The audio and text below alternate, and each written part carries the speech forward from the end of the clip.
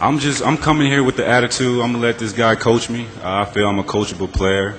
Whatever I have to do to sacrifice for us to be a great player, that's what I'm going to do. I'm willing to do whatever. So I think it's going to fit in great. Acquiring McGrady from Orlando should allow the Rockets, like the Laker teams that won 3 championships, to punish defenses inside and out, with a still blossoming low post threat or a devastating slasher from the perimeter. Of course, this also assumes that McGrady will accept Jeff Van Gundy's share the ball philosophy more readily than Steve Francis did. McGrady likes to dominate the ball as much as Francis, and Van Gundy will undoubtedly insist on running it through Yao. Rockets sources insist that Yao has given the trade his blessing. He's excited about his new tag team partner, knowing that McGrady has the skills to break down defenses and make the game so much easier for the big guy. Fact is, after last season's nightmare in Orlando, if I don't go out and do what I do, we don't win. We don't make it to the playoffs. We probably don't even win 30 games, but I'm selfish. The onus will clearly be on the new guy to make this work. It's up to McGrady to spruce up a reputation that has taken some major hits. Critics have questioned his leadership, durability, and practice habits in recent months. But the Orlando native is getting the move to Texas he wanted. And teaming up with a center as good as Yao gives Team MAC the chance to swing right back at his detractors. No, we was so far. We was missing so much. Mm-hmm. You know what I'm saying? We had us too, but the ancillary pieces around was lacking. We didn't have that. You know what I mean? We kind of struggled our first year until we made some trades, but it was an adjustment for me because I never played with a big man. My game was up like this. Like, let's get it up and go. So my first year with the Rockets, I'm coming off leading the NBA and scoring twice. Jeff Van Gundy tells me, he's like, I know you're just coming off, being a 2-time scoring champ, but you're not going to do that here. Just told me like that. He was like, you're not going to lead the league in scoring here. Yeah. We got to slow it down and get the ball to the big man. It's like, all right, cool, right? I mean, I've been looking for somebody to be alongside of me that could take that load off. So it was a struggle, man. You know what I mean? To where I had to learn where to pick my spots, you know what I'm saying? And I was deferring too much in the beginning to Yao instead of just being me. Right. Big fella, you got to catch up, you got to get in where you fit in, you know what I'm saying? And once I realized that, like, we're going to get Yao the ball, but I got to be me, you know what I'm saying? And then we got to have some pieces around to actually open up, this paint for me and Yao to be able to work. So it was a challenge, but it was fun, having him and seeing his development because he was a problem.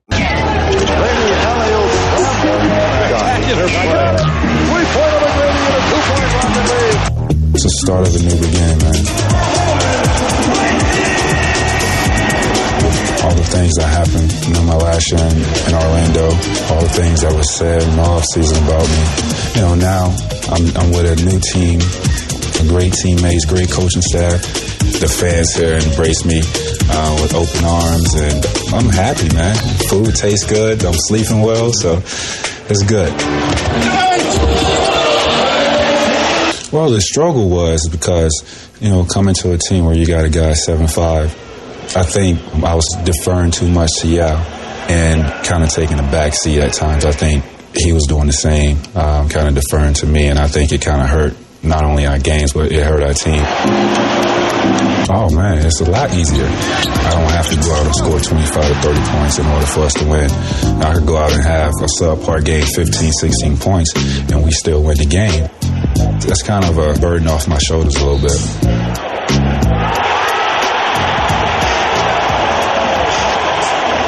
Honestly, I think we control our own destiny. We got a great veteran crew.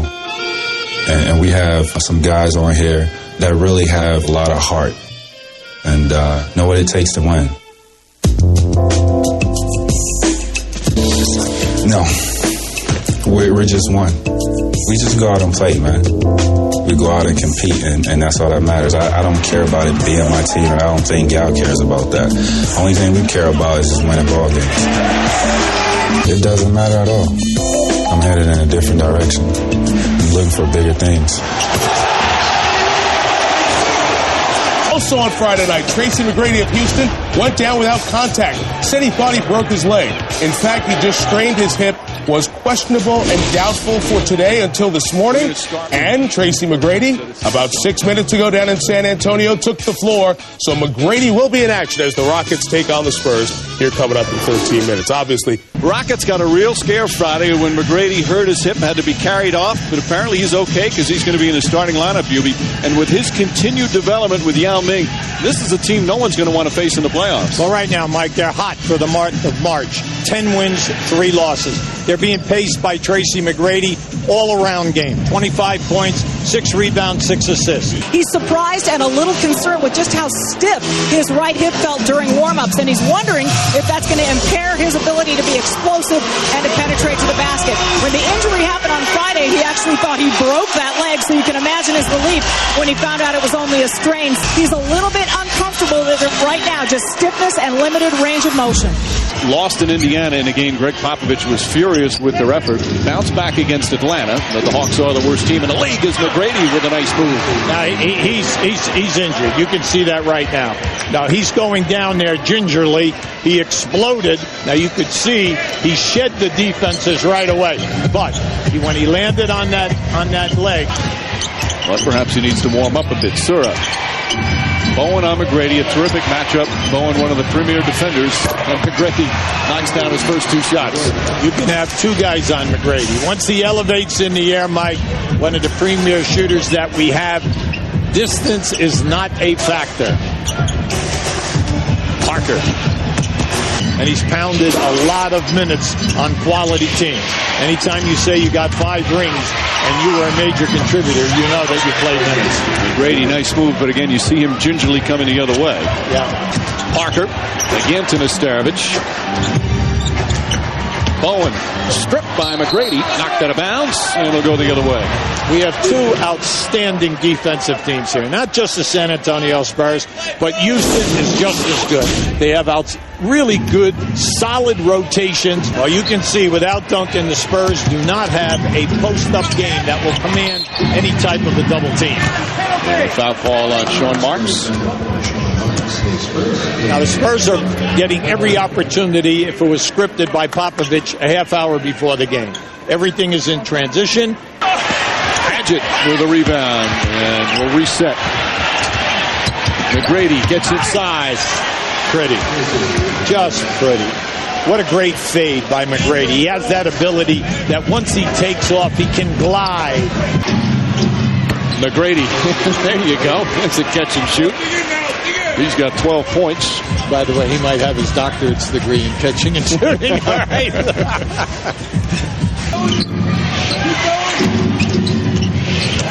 McGrady, open look. 14 for Tracy McGrady. It's so effortless. It's just beautiful to watch him. Shot clock is off. Rockets will hold it for the final possession of what has been a low-scoring, defensive-oriented first half. McGrady the runner. And he draws the foul, and Bruce Bowen hops up and down, but picks up the personal, and that's his second.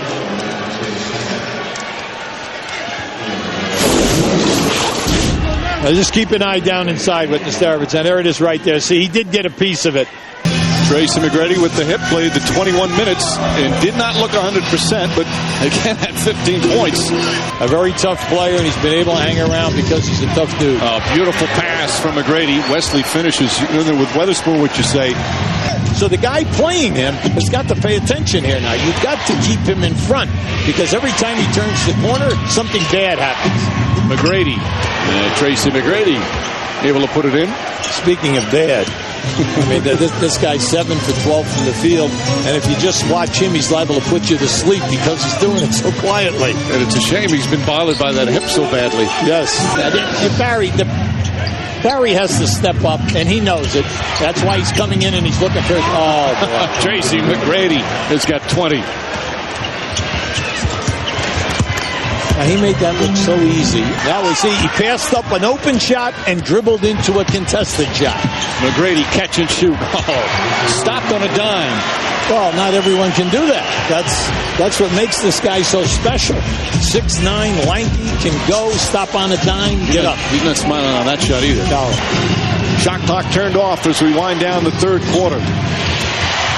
McGrady, left-handed. Oh, he gets the roll. What a soft touch. Man. Tracy McGrady with 2 seconds remaining. Just watch how he flips this up. Look at the challenge. He takes the challenge, and he has the ability to flip it up under control. Mutombo's double teaming, forcing that turnover. McGrady puts it in. And just like that, the Rockets with a 5-point lead. Good timeout. When you play against Tracy McGrady, as soon as he steps across the half court, you must get to him above the three-point line. Ginobili on McGrady. McGrady, nice feed, and Ming with an easy 2. Houston's excellent defense, then back to San Antonio when the game was on the line. They outscore the Rockets 28-14 here in the fourth quarter. Jeff Van Gundy's team played hard for a good portion of it, but they come up short as the San Antonio Spurs improve to 33-3, best home record in the NBA.